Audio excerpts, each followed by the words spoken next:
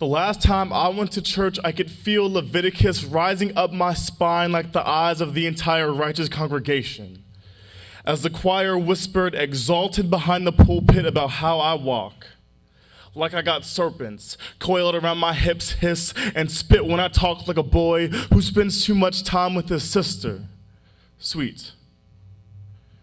Homosexuality in black men is a harsh impotence, the master's eunuch strung up and hung from the weakest branch of the family tree, the strangest of fruit overripe and forbidden, the scapegoat of every hymn sung in forked tongues. In this upheaval to reclaim our dignity, black men and women with the audacity to manifest the freedom that we fight so hard for are always the first to be sacrificed, the blackest of sheep to protect the herd. So no, I didn't go to black graduation. Didn't sit a living compromise among my kente cloth-clad brethren who would be all too ready to resurrect the Third Reich if you dare to look them in the eye and smile.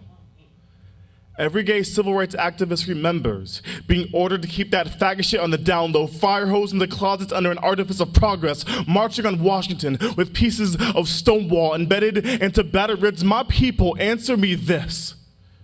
Is there any room in this revolution for change?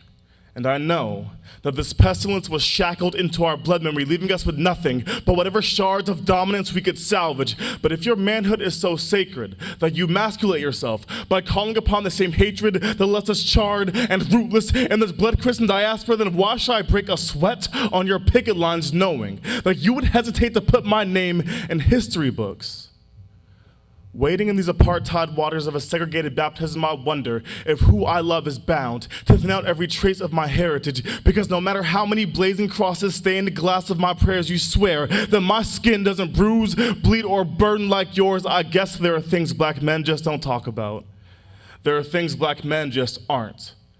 So why should I bother tracing these gnarled Atlantic severed roots if only for the enlightenment of being called an abomination of my ancestry, a Caliban corruption of this legacy, black and queer, black, a bridge I don't know how to build, because queer is a chasm that runs so much deeper than pigment.